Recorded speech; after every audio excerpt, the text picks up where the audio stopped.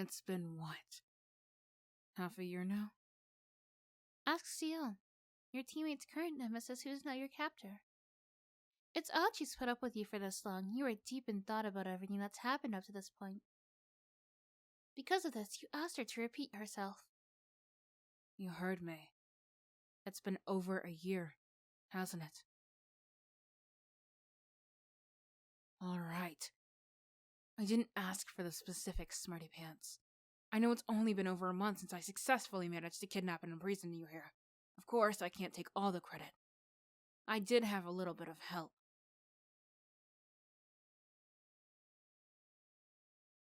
Oh, who am I kidding? I'm a supervillain. Of course I'm gonna take all the credit. I bet the rest of my teammates have leeched off me already. Selfish pricks. You didn't hear anything. All I need from you right now is an answer. As Ciel waits for your answer, you can't help but cry once more. Oh, come on. I'm sure you can stop bawling your eyes out for 1 minute to give me an answer. You ask her why she's here. Oh, I don't know. I thought maybe I could just swing by out of the kindness of my heart. Oh my god. Can you please just take a hint? I was being sarcastic. Look, can you please just explain to me why a whole month has passed and no one, not a single soul has passed by, or even made an attempt at a rescue operation? You snap back at Ciel, as you clearly are not in the mood for this. Watch it. You're still my prisoner, remember? You ought to be glad I'm taking extra steps to ensure your well-being. Had it been anyone else, you would have been a rotting skeleton weeks ago. You decide to keep quiet and continue to wallow in your sadness. I just don't understand it. I mean, I know we pull a classic deception and misdirection tactic to nab you, but still, they would have at least noticed you went missing, especially by now.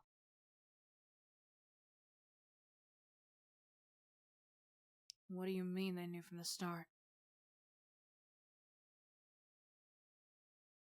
Somehow, I don't believe you. Dance? Buddy, do you know who you're talking to like that? Even though you're in tears, you're quite the bold one, aren't you? You ask Ciel to just go ahead and finish you off. You know what? No, I'm not gonna kill you. And unlike some of my colleagues, I prefer to get the answers I need in the most humane way possible. Now don't be mistaken, I can and will hurt you. But I'm not going to go over the top. Regardless of the situation, I still see you as an asset, a valuable one at that.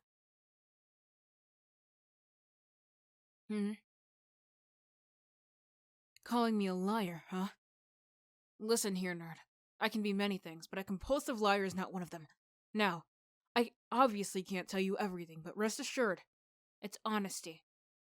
Brutal honesty at that. And I'm being brutally honest when I say I'm very confused as to why no one on your team has made any attempt to free you from my clutches. You once again try to convince her that they're not coming. You say they won't come, but I can't help but feel they may have at least made an attempt without my knowledge. Who knows? This could all be part of some amazing plan to gain inside knowledge about us. There's no need to deny it. I dealt with this type of situation far too many times before. Let me guess. A listening device of sorts that's implanted in a way that none of our scanners could have picked up. No? Then maybe a drone with a camera mode of some kind secretly watching and recording us. No? Okay. Then a double agent.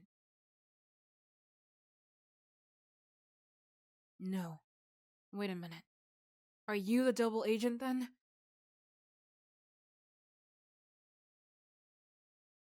As stupid as it might sound, this has happened before. I once kidnapped someone who I thought was the Prime Minister of Australia.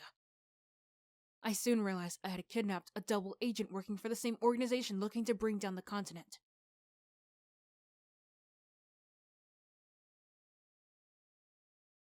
How did I know? It should have been obvious from the start. They never once even used their anti-gravity manipulation powers to escape my temporary holding cell at the time. Yeah. And almost everyone and their mother knows Australia is the birthplace for supers who gain some form of gravity manipulation powers. I mean, for crying out loud, there was a video going around that showed a guy moonwalking underwater. Upside down, for that matter. Do a background check and guess where he's from. None other than freaking Australia. Anyway, following that encounter, the many things one hears about that place, I vowed never to venture there alone again. You look at Seal with a face of confusion. Enough of that. Now, let's get back to you. Why are you still here in my cell? It's been over a month. If you're going to escape, even without the help of your friends, you had plenty of time to do so. You ask what would make her think you'd even try. Oh, wow. And here I am calling you a nerd. Oh, for the love of... Think, smarty pants, think! Why would I go out of my way to kidnap someone like you, huh? No. No. Didn't we just establish that I'm not trying to hurt you?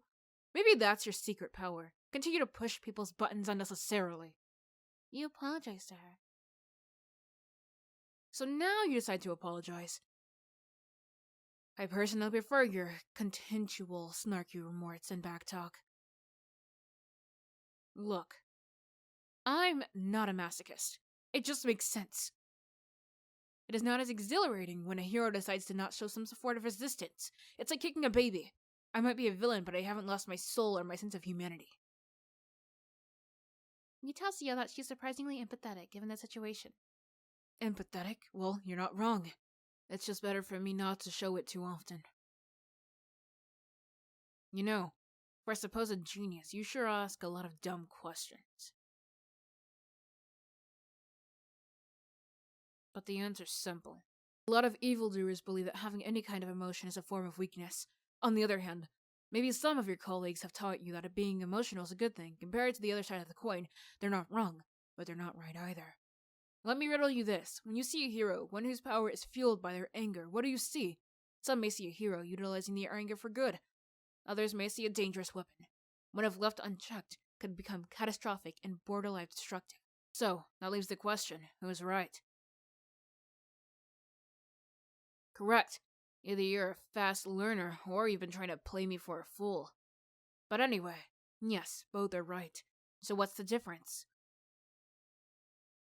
Exactly. Empathy. In other words, empathy is one of the main factors in changing one's perspective on things. Whether you empathize with a hero with anger issues or not, doesn't matter. At the end of the day, it's two sides of the same coin. Good or evil, light or dark, hero or villain, it's no different. It's just a matter of who has more empathy for others. You couldn't help but to chuckle. You seem to find that humorous. I'm philosophical at times, but philosophy isn't my major. Speaking of expectations, with all that fussing and wailing you were doing, I expected you to be more of a crybaby without any nerves or spine to call your own. You start to feel a little better, despite the circumstances. You what? I will release you from this prison only if you can explain and convince me as to why it's taking so damn long for my nemesis, aka your teammates, to swing by and at least attempt to bust you out. Judging by the looks of things, I say we have plenty of time. You wiped up your tears and began to tell Ciel your backstory. Something about how you became inspired to be a hero. An incident that caught the attention of Lieutenant Faith, who decided to take you in. Can't say I'm surprised. What kind of kid this day and age wouldn't want to be inspired to become a hero and save lives, or whatever goody two-shoes cliche thing they be doing nowadays? By the way, you said Lieutenant Faith, right? Of course. Who could forget a face like that? You continue to tell her your story, such as your first time experience with the Paladin's headquarters. It was a great time and all until...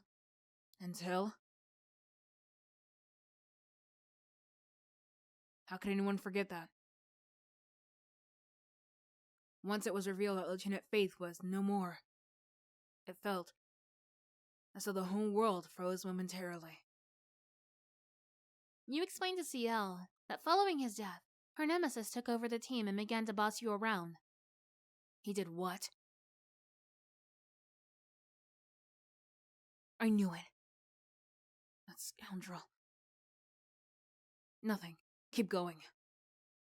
Continuing from where you left off, You explain that her nemesis claimed a sense of retribution in order to avenge his death.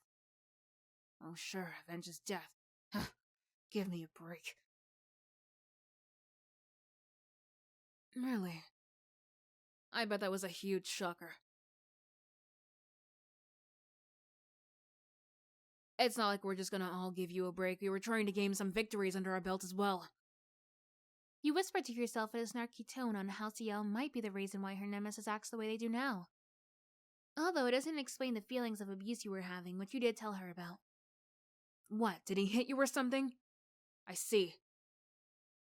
You ask CL if she's even listening, since she seems unfazed. You have intrigued me, and thus you have gained my full attention. Now keep going. You mentioned my nemesis was especially hard on you.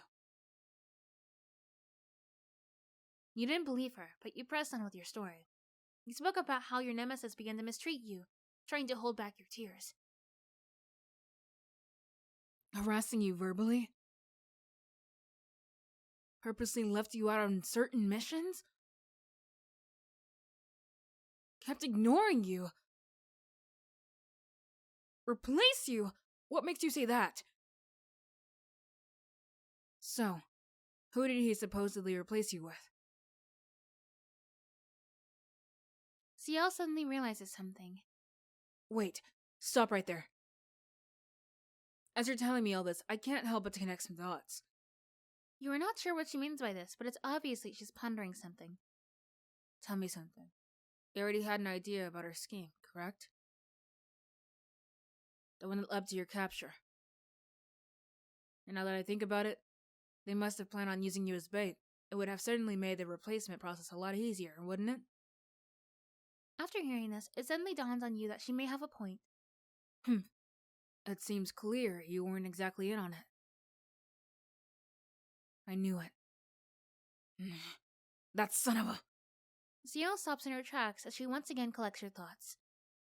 I shouldn't be surprised. It seems no matter what, he always succeeds in playing me for a fool. Always one step closer while I'm one step away. It's already bad enough you, my nemesis, are the reason I'm in this predicament in the first place. You begin to cry once again as the memories of abuse and realization of the situation come flooding back. Oh geez, here they go again. Wait a minute. Maybe, just maybe, I can make use of the situation. You fool. You just gave me your ultimate weapon. The perfect means for your undoing. If I can convince the nerd to join us, I can finally be one step closer to exacting my revenge. From what I hear, they obviously have no need for them. Or, so they foolishly thought. Still, this won't be easy in their current state. They are bound to decline. All they need is a little convincing. Hey. Wipe your tears. I said earlier that I will release you. However, I have to give you a new proposal before I can even consider it. I can and I will. As you know, I've been making multiple attempts to exact my revenge on my nemesis, your former boss, for quite some time. Former, you ask her in confusion. Yes, you heard me, your former boss. After hearing this, you realize what she may have in store for you. You catch on quick, but I have my reasons. All you need to know is that you could be very, well, the final piece I need for my goal to be complete. Isn't it obvious? You said yourself. Your boss wanted nothing to do with you. Anymore, once Lieutenant Faith was gone. After all, he did abuse you. It doesn't matter if he didn't hit you, he verbally abuses you. You try your best to deny it. Look, abuse is abuse. The only difference is, even psychologically rather than physically, mental health is just as important as physical health. What he did was not okay. He took your lifelong dream and made it into a nightmare. A nightmare that, thanks to him, may haunt you for the rest of your life. Not to mention, he left you here, with me, of all people. You can't deny the fact that it's been a month since you've been here. If they really did care, they would have been back for you. Unfortunately, it seems CL has a point. But nonetheless, you stand your ground. Maybe you don't see it, but I know deep down, there is this feeling of anger that dwells inside of you. The rage of a broken hero. Admit it. You want to prove your self-worth to that jerk. It's a tense moment of silence between the two of you. The sound of beeping manages to break the silence. It seems I have a phone call. I'll give you some time to think this over. Ciel leaves you to your thoughts as she walks away and begins sapping her arm brace. As she walks out of the room, the door opens and closes behind her. Orok, this better be important. Yes, I'm in the middle of something, now tell me. And don't you dare beat around the bush. Dr. Psychobos? Wasn't she working on... Go on.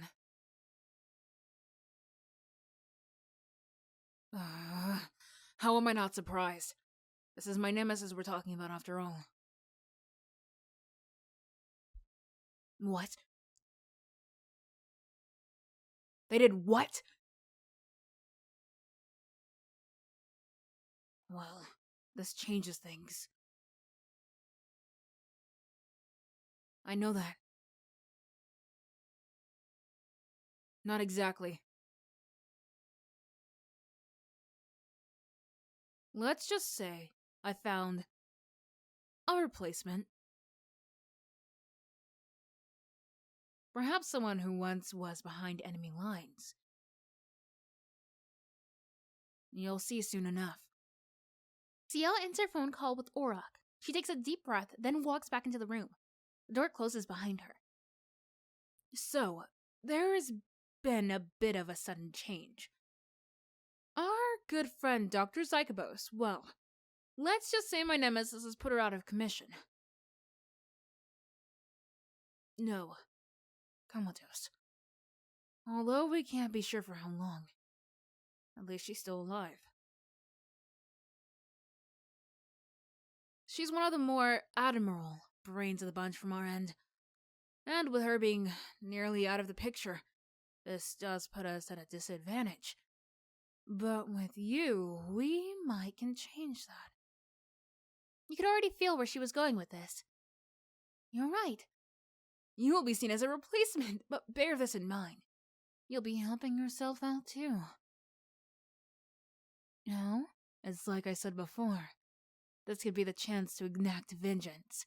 To prove him and to yourself that you're more than a replacement. Who knows?